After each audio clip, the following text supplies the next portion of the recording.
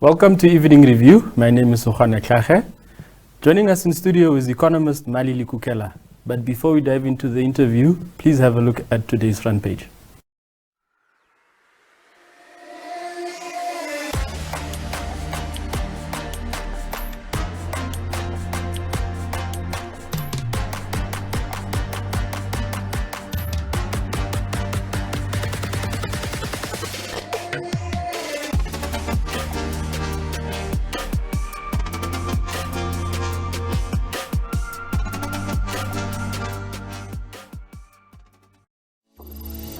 Go far with prioritise. Go further with prioritise Fiber. Prioritise offering high-speed, reliable fiber connectivity starting from only 620 Namibian dollars per month. Unlimit your lifestyle and visit na.prioritise.africa for more information. Always prepared. Prioritise.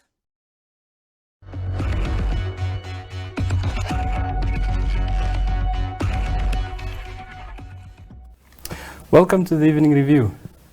Thank you. We've seen of late recently that there's a lot of news about government being unable to invest in Nekartal, government owing Air Namibia, government owing this office and that office. What does that say about the state of government's cash flow? Thank you very much for that question. Basically, what we have been saying, particularly in the media concerning the government's finances, is basically an indication that our government is experiencing challenging times as far as the financial positions are concerned. The fiscal space, which is the government's ability to honor financial obligation, to undertake new financial undertaking, are extremely constrained. And that there are a lot of reasons for that. But what we are seeing is just a manifestation of the current situation as far as finances of government is concerned.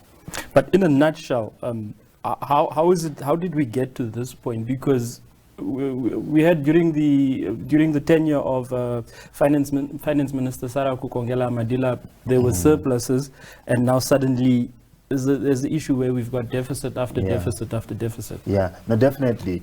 You see, government's finances are embedded in what we call fiscal policy. Now, fiscal policy is nothing else but just a budget. Between the time of Sarah Kukongela to today, a lot of things have happened to which fiscal policy have changed and evolved in responding to those situations.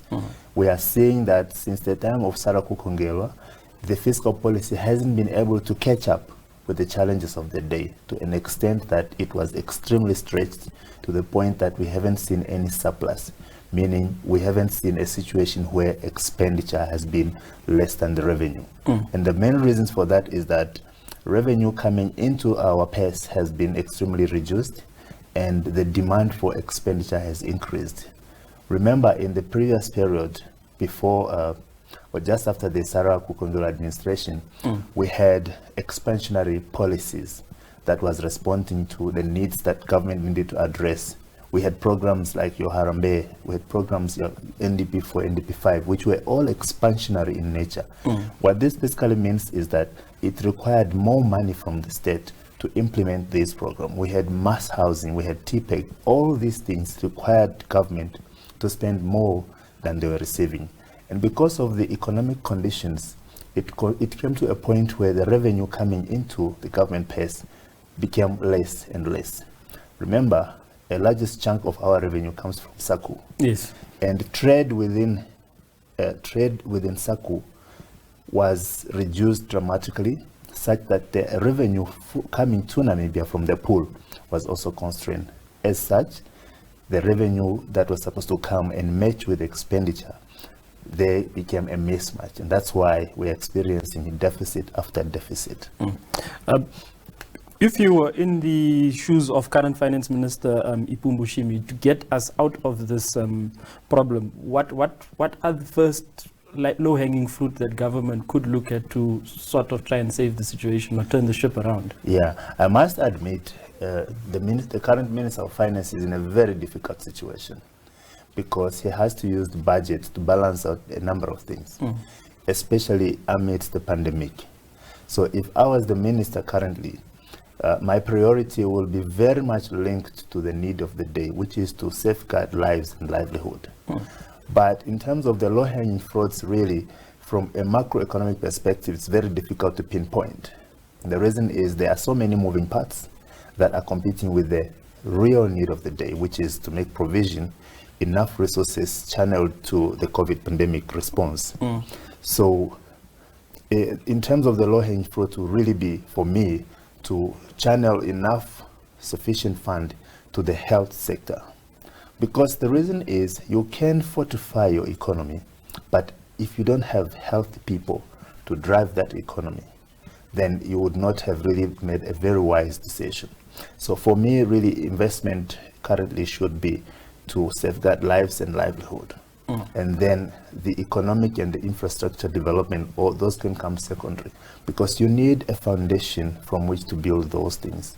But I must admit, and also just to say that the current situation really requires more than conventional budgeting formats that we're used to.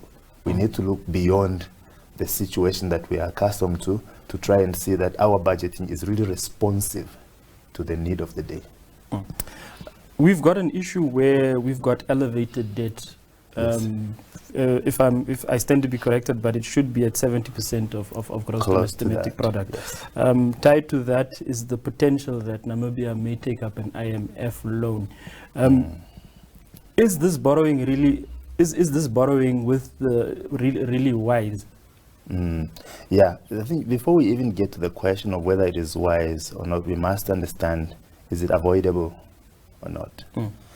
From where I'm sitting, it's really not avoidable. One way or the other, we have to get injection beyond our borders because we have exhausted cash generation within our borders. So we are left with options of borrowing or anything else. So why this is needed? Remember, budget is a crucial element of the economy and the entire country. Right now, the minister is busy putting together the budget, and the aspirations of government is being articulated. These have raised expectations of the citizens.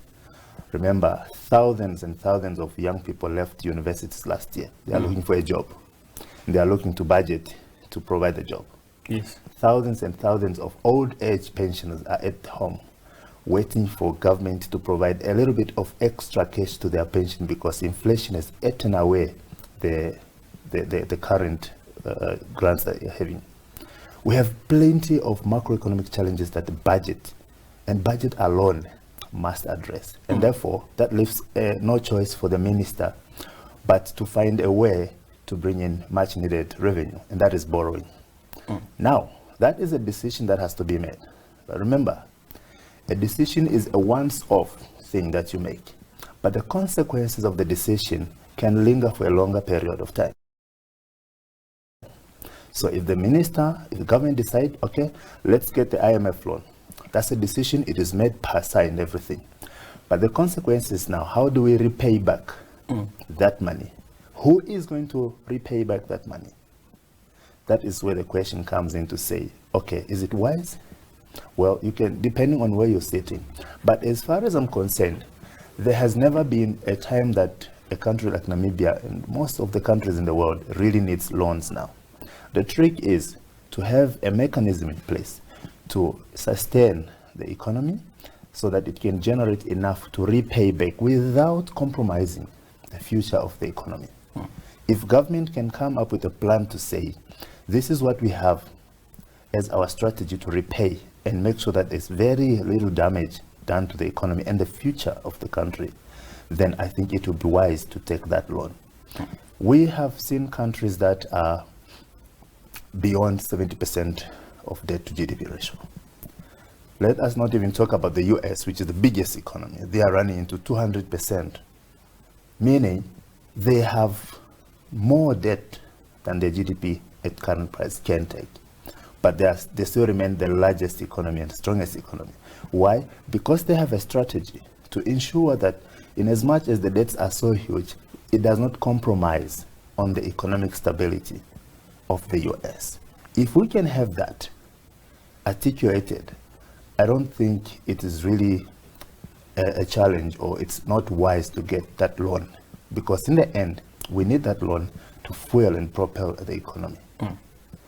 But the consent should not be ignored, because we have seen already there are a number of countries that have defaulted on their loan, and that does not create a good picture for future investment. Remember, in our Harambe, we had said we want to keep Namibia at BBB minus. That's our rating. We want to make Namibia the most attractive investment destination. And these things are reflected on how we manage our finances. But I know that now with the COVID pandemic, we haven't been really paying attention to what we promised in Harambes, to what we promised in NDPs. But that's understandably because the need of the day is to make sure that pandemic does not affect the economy to that extent. But the point is, the money that we are going to accumulate in debts, one way or the other, have to be repaid. And we don't have to wait for when the loans are due for us to come up with a plan. We must have a plan already in place, so that even when we take that, we're still comforted by the fact that there won't be any long-term impacts to the economy. I want to go back to the first question, which is given our government's cash flow, and ask, we've got a Eurobond, one Eurobond that matures this year. Looking at how government is handling its finances, how much confidence do you have that government would be able to honor that Eurobond obligation and not roll it over? Again, we must also be mindful of the fact that government hasn't really been able to disclose all of its financial position. What they've disclosed to us is what we are working on.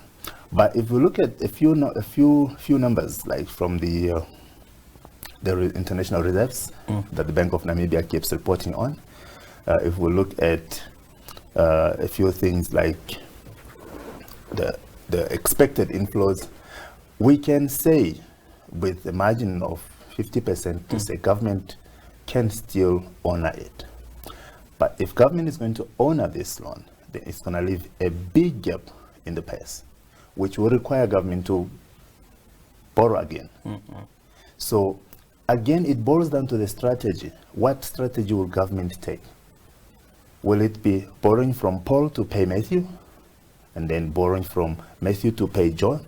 Or will it be how? That's a strategy that government hasn't come out yet to us. But from where I'm sitting, I think that with some degree of confidence, government can still honor, but then it will leave a huge gap in the purse, which will require, again, an additional injection, which, if not managed properly, it can trigger a cycle of debt trap, that we can find ourselves not being able to clear our debt. And the challenge with some of these loans that we are talking about are susceptible to external factors, such as your exchange rate. Some of these loans misbehave when the exchange rate misbehaves.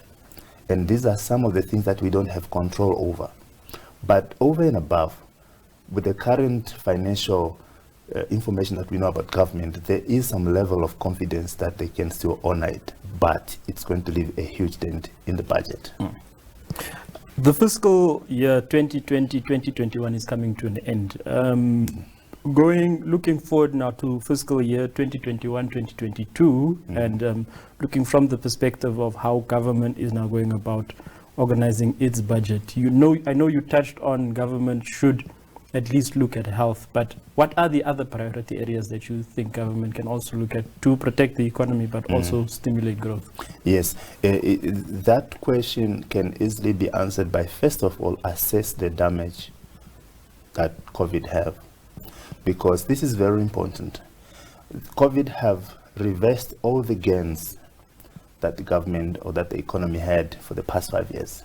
So if we are to plan forward, we must plan from the time that COVID started affecting the economy.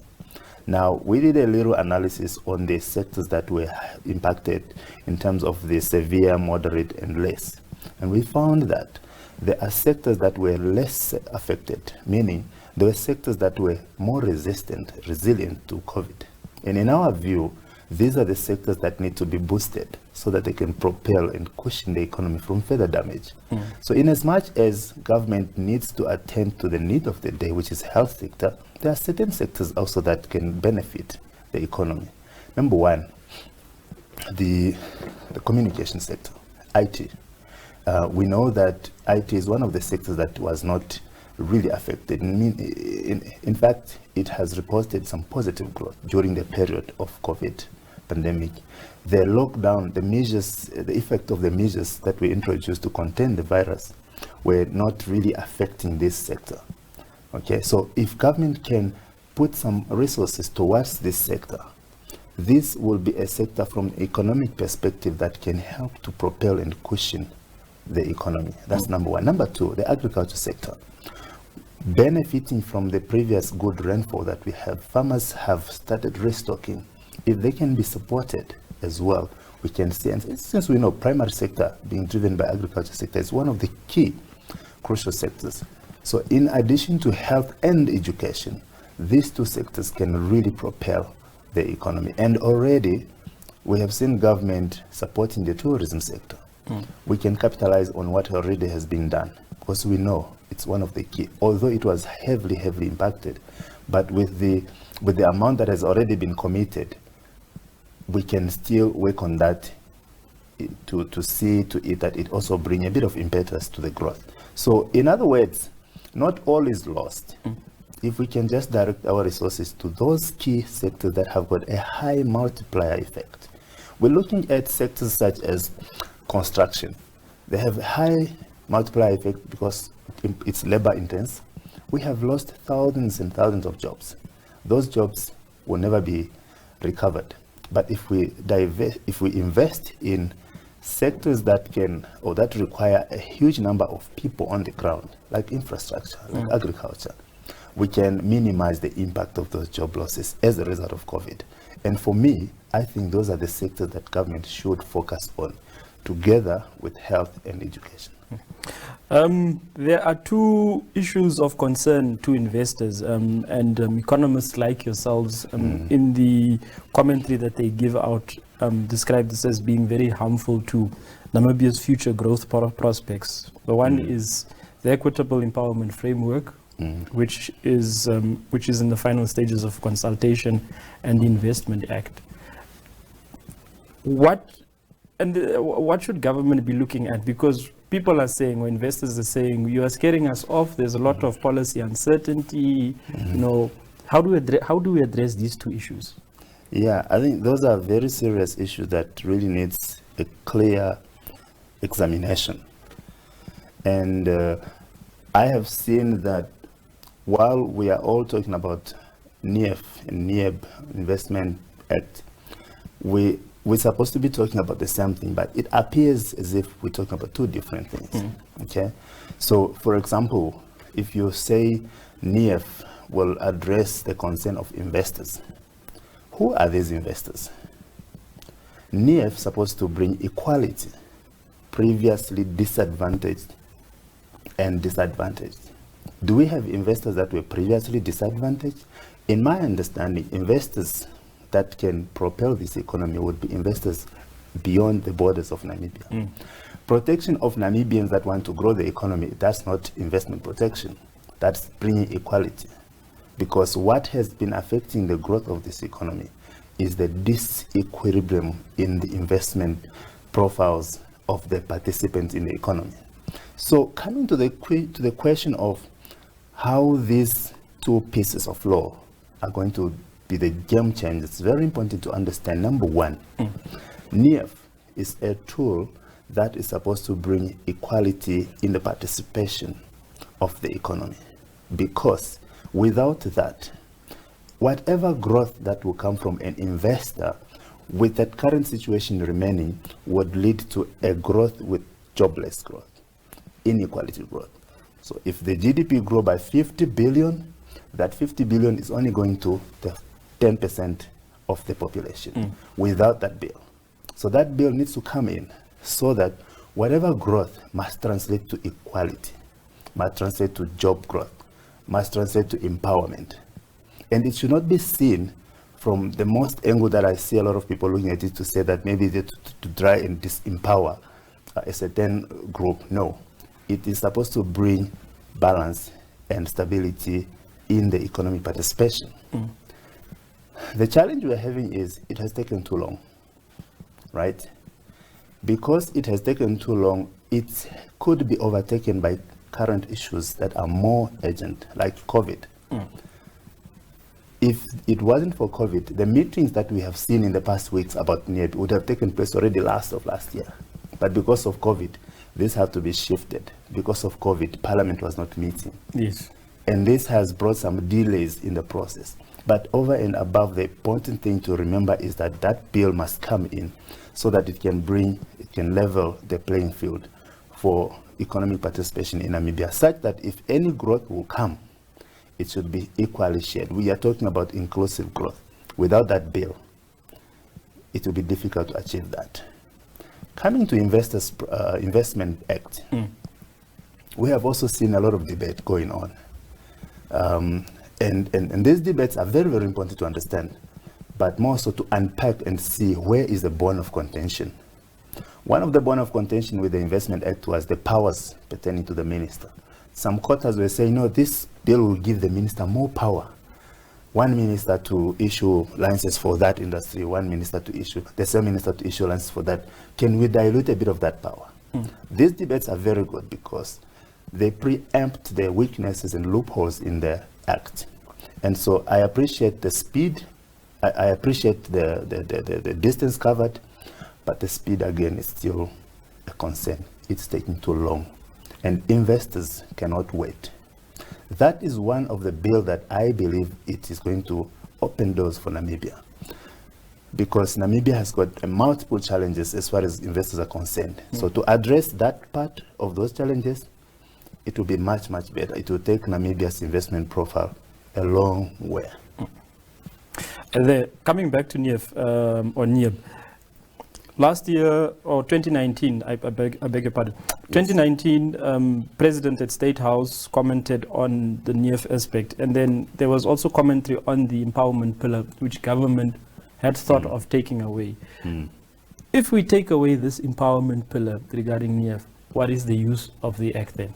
Yes, you see, the empowerment pillar, the way it was translated, because some of these things are really the translation. Maybe the way it was translated sounded as if it's to take the 25% from the already existing businesses, which really that already can, it will start to anyone. Now, what government, in my view, I hear saying is to say, look, okay, fine, we will do away with that pillar in the way it was stated. However, we are going to ensure that the whole Act, in all its remaining pillars, address the fact that participation must be equal. For those that are just joining the game now, meaning the previously disadvantaged, what are the things, areas that the previously advantaged can offer to bring the level of empowerment that we need? With that pillar does not depend, the Act does not depend only on that pillar. There are many aspects that can still ensure that the Act brings equality into the participation. What these big corporates will do in terms of localization, study benefits,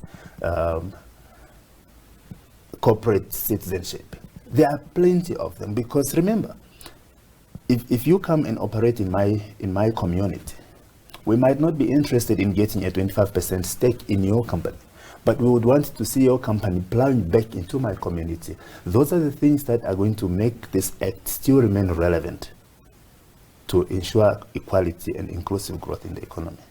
So when we zoom on the 25% that has been under review now, because it was responding to the concerns from the business community, we must look at the others that we can bring in to ensure that the Act still lives to its expectation. Thank you very much for joining us on Evening Review. Welcome. Do stay tuned for the weather and have yourself a good weekend.